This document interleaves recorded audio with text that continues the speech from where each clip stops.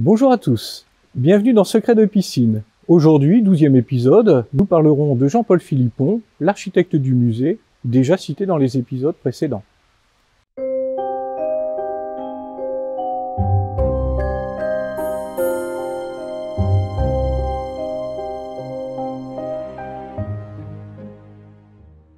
Dans les années 1980, plusieurs sites sont envisagés pour abriter le futur musée. L'École nationale supérieure des arts et industries textiles, évoquée dans le 4e épisode, l'ancienne Poste, où s'installe finalement jusqu'en 2016 l'Institut universitaire de technologie, et la friche Maude Bossu, choisie ensuite pour héberger le Centre des archives du monde du travail. En 1990, le conseil municipal de Roubaix et la direction des musées de France valident le projet de reconvertir la piscine en musée.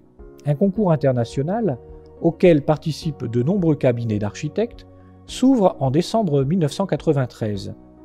Certains plans proposent la métamorphose radicale de ce bâtiment non protégé, la suppression du bassin ou la présentation des collections en sous-sol. Finalement, l'appel à projet est logiquement remporté par Jean-Paul Philippon, qui achève alors la rénovation du musée des Beaux-Arts de Quimper, 1993, après sa participation à l'aménagement du musée d'Orsay, ouvert en 1986. Car Philippon, né en 1945, chantre de la réhabilitation et spécialiste des lieux culturels, devine d'emblée l'intérêt de conserver l'esprit piscine. Son respect du bâti originel l'incite à restaurer les parties altérées et à n'intervenir qu'à minima. Pourtant, la tâche est colossale. Le chantier, ouvert en janvier 1998, s'achève en automne 2001. Le coût des travaux s'élève à 19,5 millions d'euros, financés par la ville, plus des aides publiques et privées. Le musée ouvre le 20 octobre 2001. Le travail de Jean-Paul Philippon se concentre essentiellement sur 4 points. La réhabilitation du bassin et sa nouvelle voûte, la création de l'entrée par l'ancienne usine Anard pour aménager le parcours Beaux-Arts, riche département de la collection. L'architecte dispose de 3 ailes de bâtiments articulées autour du jardin pour créer les 15 salles d'un parcours chronothématique allant du début du XIXe siècle jusqu'aux années 1930.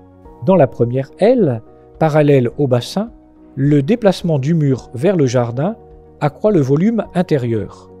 La nouvelle cloison, en béton, aveugle, favorise l'accrochage des tableaux de grand format du XIXe siècle, comme l'Assassinat de Marat, et des plus petits sur plusieurs niveaux.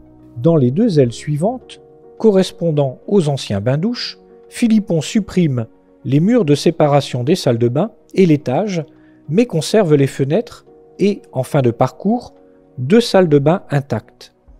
Désormais, chaque pièce fonctionne comme une boîte de lumière. Les plaques de polycarbonate au plafond diffusent une lumière naturelle zénitale, idéale pour les peintures. Latéralement, les fenêtres captent la lumière du jardin. Les néons, logés dans des gorges, ajoutent un subtil éclairage artificiel indirect. Les spots au plafond présentent l'avantage d'être entièrement contrôlables dans leur orientation, intensité et durée d'éclairage. Enfin, Philippon conçoit aussi des ateliers pour les pratiques artistiques. Roubaix est la ville la plus jeune de France et le musée accueille les enfants de la crèche au collège, sans oublier les adultes. Mais où placer ces ateliers sans empiéter sur les autres espaces ni dénaturer le site? Philippon opte judicieusement pour leur installation au-dessus du restaurant.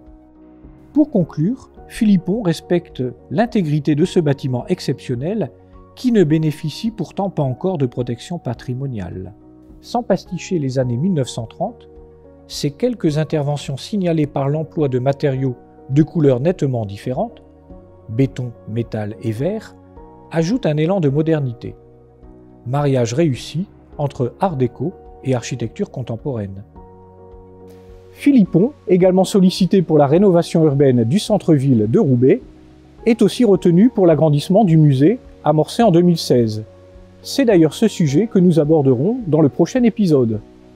Alors à bientôt pour de nouveaux Secrets de piscine.